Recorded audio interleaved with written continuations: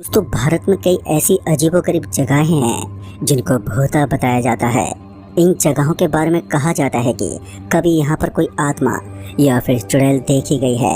अक्सर भारत में कई स्थानों पर भूत प्रेतों की चर्चा भी होती है। भारत में एक ऐसा ही अनोखा रेलवे स्टेशन है जहाँ पर 42 सालों तक कोई ट्रेन नहीं रुकी थी। ऐसा इसलिए क्योंकि यहाँ पर लोगों ने अजीबोगरीब गतिविधियाँ देखी थी। आपको शायद इस बात पर यकीन नहीं हो रहा होगा, लेकिन ये पूरी तरह से सच है। पश्चिम बंगाल के पुरुलिया जिले में ये स्टेशन स्थित है जिसका नाम है बेगुन कोडोर। इस रेलवे स्टेशन की शुरुआत साल 1960 में हुई थी, जिसे खुलवाने में संथाल की रानी श्रीमती लाचन कुमारी ने अहम भूमिका निभाई थी। कुछ सालों तक तो इस स्टेशन पर सब कुछ ठीक ठाक चलता रहा, लेकिन कुछ समय के बाद यहाँ पर अजीबोगरीब घटनाएं होने लग गईं। तो आइए जानते हैं बेगुन कोडोर नाम के इस भयानक रेलवे स्टेशन की एक ऐसी सच्ची कहानी जिसके इतिहास के पन्नों को पलटने में आज भी लोगों की रूह कांप जाती है। वैसे तो बेगुन कोडोर जैसे रेलवे स्टेशन पर काफ़ी सारे हादसे हुए ही हैं, लेकिन एक हादसा हमारे साथ शेयर करने वाली धीरज भारद्वाज हैं। लगभग एक ऐसा अरसा हो गया था, मैं अपने गाँव नहीं गया था और अब काफ़ी दिनों के बाद अब गाँव जाने की राह ने मुझे काफ़ी हद तक आनंद और उल्लास में भर दिया था। इसलिए मैं ट्रेन पकड़कर बेगुन कोडोर रेलवे स्टेशन पर उतरने वाला था और वहां से कुछ दूर आगे बस स्टैंड पर पहुंचकर अपने घर के लिए निकलने वाला था। करीब 12 महीने के बाद मैं अपनी बीवी बच्चों से मिलने के लिए घर जा रहा था, जिसकी खुशी मुझसे बर्दाश्त नहीं हो रही थी। पर मुझे क्या पता था कि आज ये खुशी काफ़ी जल्दी मेरे गम में बदल जाएगी। मैं पहले तो रेलवे स्टेशन पर पहुँचा तो ट्रेन स्टेशन पर पहुंचने के बाद मैंने टिकट काउंटर से टिकट कटवा ली। टिकट कटवाने के बाद मैं अपने ट्रेन के इंतज़ार में इधर उधर भटकने लगा। मुझे इंतज़ार था कि जल्दी से जल्दी ट्रेन पहुंच जाएगी और उसके बाद मैं जल्दी से ट्रेन में सवार होकर यहां से निकल जाऊंगा। काफ़ी देर तक इंतज़ार करने के बाद ट्रेन स्टेशन पर पहुंची और फिर मैं बेगुन कोडोर रेलवे स्टेशन के लिए निकल गया। रास्ते में करीब 15 या 16 स्टेशन तक तो सब कुछ नॉर्मल रहा, लेकिन उसके बाद धीरे धीरे यात्री लोग नीचे उतरने लगे और कुछ ही टाइम में ट्रेन की बोगी पूरी तरह से खाली हो गई। जिसके अंदर मैं बैठा हुआ था, उस बोगी को इस तरह खाली होता हुआ देखकर मुझे थोड़ा डर तो लग रहा था, लेकिन मैं ट्रेन की एक सीट पर बैठा रहा। अब बस मुझे अपनी मंजिल यानी कि अपने स्टेशन का इंतज़ार था। फिर कुछ देर के बाद अचानक ही ट्रेन के अंदर एक आदमी दाखिल हुआ तो मैंने देखा कि वो आदमी चाय वाला था। मैं उस आदमी से चाय लेने ही वाला था कि तभी मैंने देखा कि पीछे की तरफ से मुझे किसी के उबाक लेने की आवाज़ आ रही थी और फिर मैंने तुरंत ही पीछे अपनी गर्दन घुमाई तो मैंने देखा कि एक आदमी वहां पर चाय पीते पीते उल्टी कर रहा था। अब ऐसा भी नहीं था कि उसके मुंह से कोई नॉर्मल उल्टी हो रही थी, बल्कि उसके मुंह से मांस के टुकड़े बाहर निकल कर गिर रहे थे। ये सब देखकर मैं बुरी तरह से डर गया था। मैं उस आदमी से बोलने तक की हिम्मत नहीं कर पा रहा था और तभी ट्रेन रुक गई। ट्रेन को इस तरह से रुकता हुआ देखकर जब मैंने बाहर की दिशा में देखा तो इस बार मैंने देखा कि ट्रेन किसी रेलवे स्टेशन पर रुकी हुई थी और जैसे मैंने उस रेलवे स्टेशन का नाम पढ़ा तो मैं तुरंत ही उठ खड़ा हुआ। मैंने देखा कि वो बेगुन कोडोर रेलवे स्टेशन ही था। मैंने अपना सामान उठाया और उसके बाद तुरंत ही ट्रेन से नीचे उतरने लगा और इसी बीच मुझे उस आदमी की याद आई जो चाय बेच रहा था, लेकिन वो तो दूसरी दिशा में गया था। जब मैंने उस तरफ मुड़कर देखा तो अब वहाँ पर कोई नहीं था। फिर जब मैंने उस आदमी की तरफ नज़र दौड़ाई जो कुछ देर पहले उल्टी कर रहा था तो मैंने पाया कि वो आदमी भी मुझे कहीं पर दिखाई नहीं दे रहा था। दोस्तों, उस चाय वाले आदमी को उस ट्रेन के किसी भी कोने में ना पाकर मैं भी तुरंत ही उस ट्रेन से नीचे उतर गया, क्योंकि मैं जानता था कि कुछ ना कुछ तो यहाँ पर चल रहा है जिससे मैं अनजान था। फिर उसके बाद जब मैं ट्रेन से नीचे उतरकर इधर उधर देखने लगा तो मैंने देखा कि आज स्टेशन काफ़ी ज़्यादा सुनसान दिख रहा था और ऊपर से यहाँ आसपास में मुझे हल्की फुल्की लाइट के अलावा कुछ और नज़र भी नहीं आ रहा था। इसी बीच में स्टेशन से आगे चल दिया। रात काफ़ी हो चुकी थी और मैंने आज से पहले कभी भी इतनी रात को अपने घर का रास्ता तय नहीं किया था, इसलिए मैं थोड़ा सा डरा हुआ था। लेकिन मैं किसी तरह तेज़ तेज़ कदम बढ़ाते हुए अपने घर की तरफ जाने लगा। तभी मुझे ऐसा लगा जैसे कि कोई मेरे पीछे पीछे बहुत ही तेज़ी से चल रहा है। एक बार के लिए तो मेरे रोंगटे ही खड़े हो गए थे। लेकिन फिर उसके बाद धीरे धीरे मैं फिर से नॉर्मल होने लगा, क्योंकि वहाँ मेरे आजू बाजू में मुझे कोई भी दिखाई नहीं दे रहा था।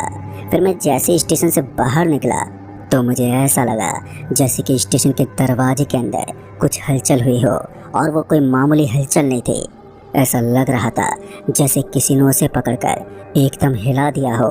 और यही सब देखने के लिए जब मैं एक बार फिर से पीछे की तरफ मुड़ने लगा तो वो दरवाज़ा अचानक से मेरे माथे से टकरा गया, और माथे से टकराते ही मैं 4-5 कदम पीछे सरक गया और फिर से लड़खड़ाते हुए नीचे गिर पड़ा।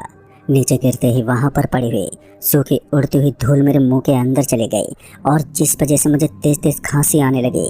अब यहाँ से एक ऐसी शुरुआत होने वाली थी जिसके बारे में मैंने कभी अंदाज़ा तक नहीं लगाया था। मैं वापस से उठने ही वाला था कि तभी मुझे उस दरवाजे के नीचे से 2 सफ़ेद रंग की जूती नजर आने लगी, और उन्हें देखते ही मेरी आंखें चमक उठी। मैं उठने ही वाला था कि एक बार फिर से मेरे पैर में बहुत जोर का दर्द होने लगा, और मैं ना चाहते हुए भी फिर से उसी जगह पर जोर से गिर पड़ा। मैं बार बार उठने की कोशिश तो करता, लेकिन ना जाने कैसे मेरा शरीर खुद पे खुद ही वापस से धरती से टकरा जाता, और जैसे ही मेरा शरीर वापस से धरती से लगता तो मुझे ऐसा लगता था जैसे कि कोई मुझे उठा कर नीचे पटक रहा है। लेकिन वहाँ तो कोई भी नहीं था। बेगुनकोडो नाम के उस रेलवे स्टेशन का नाम आज मेरे जहन में डर और दहशत के दूसरे समुद्र की तरफ बहने लगा। मैं समझ गया था कि मेरा यहाँ पर रुकना बिल्कुल भी ठीक नहीं है, लेकिन दूसरी ओर अब मैं बड़े खतरे में फंस गया था। मैं चाहकर भी कुछ नहीं कर पा रहा था। किसी तरह मैं उठकर खड़ा हो गया और मन ही मन भगवान का नाम लेने लगा। लेकिन जाते वक्त मैंने अपना कीमती बैग वहीं पर छोड़ दिया और सरपट वहाँ से भागने लगा। मैं बेगुनकोडो के उस रेलवे स्टेशन को जितनी जल्दी पार कर सकता था उतनी ही जल्दी वहाँ से भाग पड़ा। दोस्तों, उस रेलवे स्टेशन पर ऐसा क्या था जो मुझे बार बार नुकसान पहुँचाने की कोशिश कर रहा था, और आखिर मैं अपना कीमती बैग कैसे हासिल करने वाला था, ये तो सब कुछ समय पर ही डिपेंड था। अगर उस बैग के अंदर मेरी ज़िंदगी का सवाल नहीं होता तो मैं कभी भी उसे हासिल करने की कोशिश ही नहीं करता। लेकिन पहले तो मैं अपनी जान बचाने के लिए वहाँ से बहुत ही स्पीड से भागा और कुछ दूर आगे नज़र आने वाले एक बस स्टैंड पर पहुँच गया। लेकिन मैं जैसे बस स्टैंड पर पहुँचा तो मैंने देखा कि वहाँ पहले से एक आदमी बस स्टैंड के बगल में बने हुए चबूतरे के पास आग जलाकर बैठा हुआ था। उस बूढ़े आदमी को उस वीरान जगह पर अकेला देखकर मुझे काफ़ी अचंभा हो रहा था। लेकिन उसके बाद मैं उस आदमी से सहायता लेने के लिए उसके एकदम करीब चला गया। जैसे मैं उसके पास गया तो मुझे और भी ज़्यादा डर का एहसास हो रहा था। लेकिन फिर किसी तरह मैंने उस आदमी के सामने अपनी बात रखते हुए कहा, साहब जी, मेरा एक बैग है जिसके अंदर काफ़ी पैसे भी थे, वो रेलवे स्टेशन पर ही रह गया है, और अगर मैं उस बैग को वापस नहीं ला पाया तो मेरी ज़िंदगी की सारी कमाई एक पल के अंदर ही धूल में मिल जाएगी। मैं आपके सामने हाथ जोड़ता हूँ, कृपया आप मेरी मदद कीजिए।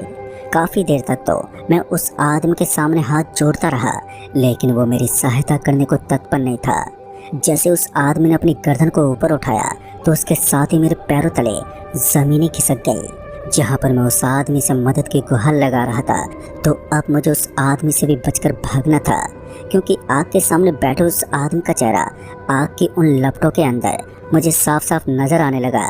जब उसने अपनी गर्दन को ऊपर उठाया तो उसके बाल बड़े बड़े थे और उसका चेहरा मानो किसी ने कुचल दिया हो। दिखने में वो बहुत ही ज़्यादा डरावना लग रहा था, इसलिए मैं अंदर से काफ़ी ज़्यादा डर गया था। उसके बाद ही मैं तुरंत उठा और वहाँ से फिर से भागने लगा। आज मेरी हालत बद से बदतर हो गई थी, लेकिन मेरी सहायता करने वाला यहाँ पर कोई भी नहीं था। मैं समझ गया था अगर मुझे उस बैग को हासिल करना है तो बेगुनकोडो रेलवे स्टेशन पर मुझे ही जाना होगा, और अगर मैं उस बैग को अपने साथ ले आऊँगा तभी मैं अपनी ज़िंदगी के मज़े ले पाऊँगा, वरना मेरी ज़िंदगी हमेशा हमेशा के लिए बर्बादी के रास्ते पर चली जाएगी। मेरे पास सिर्फ एक ही रास्ता बचा था, या तो मैं अपनी ज़िंदगी बचा सकूं या फिर मैं उस बैग को वापस लाने की कोशिश करूं। और इस बार मैंने ठान लिया था कि मैं अपनी घर की खुशी को इस तरह मिट्टी में नहीं मिलने दूंगा। उसके बाद मैं वापस से स्टेशन की तरफ निकल पड़ा। वो आदमी भी मेरे पीछे पीछे आने लगा था। मुझे उस आदमी का इरादा समझ में नहीं आ रहा था कि आखिर वो क्या चाहता है। मैं इतना तो पूरी तरह से पक्का हो चुका था कि वो कभी भी मेरे ऊपर अटैक कर सकता है। उसके बाद मैं उस बेगुन कोडो रेलवे स्टेशन के एकदम दरवाजे के पास पहुंच गया और जैसे उस दरवाजे के पास पहुंचा तो मैंने देखा कि वहां पर मुझे सिर्फ मेरा बैग पड़ा हुआ दिखाई दे रहा था। अपने बैग को वहां पर गिरा हुआ देखकर मैं उसकी तरफ जाने लगा, लेकिन तभी मेरे पीछे से उसी आदमी की आवाज़ आई जो कुछ देर पहले आग की लपटों के सामने बैठा हुआ था। तभी उस आदमी की आवाज़ मुझे धीमी गति से सुनाई दी। एक बार रुक जाओ, अगर तुमने दरवाज़ा पार करने की कोशिश की तो यहाँ की चुड़ैल तुम्हें अपने साथ ले जाएंगी। मेरे साथ भी ऐसा ही किया था। दोस्तों, ये सुनकर मेरे बढ़ते हुए कदम एकदम से रुक गए और उसके बाद मैंने उस आदमी की तरफ मुड़कर देखा तो मैंने देखा कि वो आदमी काफ़ी टेंशन में लग रहा था। उसके चेहरे को देखकर ये अंदाज़ा लगाना काफ़ी आसान हो गया था कि उसने भी कुछ तो ऐसा देखा था जो असामान्य ही होगा। उसके बाद मैंने उस आदमी से कहा, तुम कहना क्या चाहते हो? फिर उस आदमी ने एक हल्की जुबान में कहा, मेरा इतिहास सबसे डरावना इतिहास रहा है, इसलिए बेहतर होगा कि तुम अपने बैग को वापस लाने पर ध्यान दो। उसकी बात सुनकर मैंने अपनी गर्दन हिलाई और उसके बाद उस आदमी के कहे मुताबिक मैंने एक कदम आगे लिया और दूसरे कदम पीछे की तरफ। इस तरह करते करते मैं अपने मोटी रकम से भरे बैग के पास पहुंच गया, लेकिन तभी एक विशाल काली परछाई अचानक से उस पूरे के पूरे रेलवे स्टेशन पर मंडराने लगी। इस परछाई को देखकर मैं समझ गया था कि ये काला साया कभी भी मेरे शरीर पर हावी हो सकता है। मैं स्टेशन के अंदर तो आ गया था, लेकिन मेरी एक भी लापरवाही मुझे मेरे अंतिम समय तक पहुंचा सकती थी। इसलिए मैं बड़ी सावधानी के साथ वहां से निकलना चाहता था। अब उस आदमी का भी कोई इशारा मुझे बिल्कुल भी नहीं मिल रहा था, जिस वजह से मैं थोड़ा डर गया था। फिर मैं किसी तरह से उस स्टेशन के दरवाजे से बाहर निकलने की कोशिश करने लगा। जैसे मैंने स्टेशन के दरवाजे की तरफ अपने कदम बढ़ाए तो अचानक ही दरवाज़ा बहुत ही स्पीड से बंद हो गया। दरवाज़ा इस कदर बंद हुआ था कि मुझे उस दरवाजे से बाहर निकलने का कोई मौका ही नहीं मिला। अब तो मैं और भी पूरी तरह से टूट गया था और फिर ज़मीन के अंदर से कुछ अजीब तरह के जीव नज़र आने लगे। देखने में वो जीव एकदम पतले थे। तभी मैंने ध्यान से देखा तो मैंने पाया कि एक अजीब सा दिखने वाला जीव चाय की केतली हाथ में लेकर खड़ा हुआ दिखाई दे रहा था और साथ ही स्टेशन की तरफ मुझे एक आदमी उल्टी करता हुआ नजर आ रहा था। मुझे ऐसा लग रहा था जैसे मैंने पहले भी इस दृश्य को कहीं देखा था। जब मैंने अपने दिमाग पर जोर दिया तो मुझे याद आया कि ट्रेन की बोगी में भी मेरे साथ ऐसा ही हुआ था। शायद वो चाय वाला एक प्रेत था और मुझे काफ़ी देर से इसी तरह डराने की कोशिश में था। फिर उसके बाद मैंने देखा कि उन सभी जानवरों के जिस्म के ऊपर गर्मा गर्म चाय गिरने लगी और वो सभी एकदम से नीचे गिर पड़े। सच में आज के दिन मुझे अजीब अजीब दृश्य देखने को मिल रहे थे। मुझे उस आदमी का चेहरा याद आने लगा जो कि कुछ देर पहले आग की लपटों में नजर आ रहा था। अब मैं पूरी तरह से पक्का हो चुका था कि चाय वाला एक प्रेत है और इसकी वजह से ही पूरा का पूरा स्टेशन दहशत के आगोश में डूबा हुआ है। दरअसल उस चाय वाले की चाय की वजह से ही उस आदमी का चेहरा इस तरह का हो गया था और वो दिखने में इतना भद्दा और गंदा दिखाई दे रहा था कि उसके बाद मैं भगवान का नाम जपने लगा। लेकिन मेरी हिम्मत टूट चुकी थी। लेकिन आज ऐसा कुछ नहीं हुआ जिसकी मुझे उम्मीद थी। मुझे लगा कि मैं ऐसे बचकर भाग जाऊंगा, लेकिन फिर अचानक ही मेरे पूरे के पूरे जिस्म के ऊपर बहुत ही तेज ताप महसूस हुआ और उसके साथ ही मेरा पूरा शरीर आग की भट्टी की तरह जलने लगा। मैं वहीं पर नीचे गिर पड़ा, लेकिन मैं स्टेशन की ज़मीन से बाहर नहीं गया था और जब दोबारा मैंने अपनी आंखें खोली तो मैं हॉस्पिटल में था। मेरा बैग तो सही सलामत था, लेकिन मेरा पूरा का पूरा चेहरा झुलस चुका था। तभी मुझे लोगों ने बताया कि मैं बेगुनकोट रेलवे स्टेशन के बाहर पड़ा था, लेकिन उस दिन मैं अंदर ही गिरा था। शायद उस आदमी ने मेरी मदद की होगी, वरना मैं जिंदा नहीं होता। लोग बताते हैं कि रात में जो भी उस स्टेशन पर उतरता है वो कभी भी जिंदा नहीं बच पाता। सालों पहले वहाँ पर एक अजीब किस्सा हुआ था और जब मैंने उन सभी लोगों को उस आदमी के बारे में बताया तो उन्होंने बताया कि उस आदमी की एक भयानक कहानी है। उस आदमी को शुक्रिया अदा करने के बाद भी मुझे ऐसा लग रहा था जैसे मैं उस जंग को जीतने के बाद भी हार गया हूँ, क्योंकि उस हादसे में मैंने अपना चेहरा खराब कर दिया था। कहते हैं कि वहाँ पर कुछ सालों पहले एक चाय वाला ट्रेन में चाय देने के लिए आता था, लेकिन एक दिन चाय देते देते उससे कुछ मिस्टेक हो गई और फिर एक आदमी के साथ उसका झगड़ा हुआ। बेगुनकोट रेलवे स्टेशन पर उस आदमी को पीट पीट कर मार दिया गया और उसके बाद ट्रेन से नीचे फेंक दिया। जिस वजह से उसकी मौत हो गई। दोस्तों कहते हैं उसके बाद से उसकी आत्मा ट्रेन में ही भटकती है और साथ ही बेगुनकोडो रेलवे स्टेशन पर भी एक महिला को भी देखे जाने की पुष्टि की गई है। अब इस बात में कितनी सच्चाई है ये तो मैं नहीं जानता, पर उस रात मेरे साथ जो हुआ उसे देखकर तो यही लगता है कि वहाँ के बारे में जो भी बताया गया है वो सच ही है। तो दोस्तों इस कहानी में बस इतना ही। कहानी आपको पसंद आई हो तो वीडियो को लाइक से ज़रूर कर दें और साथ ही हमें नीचे कमेंट बॉक्स में ज़रूर बताएं।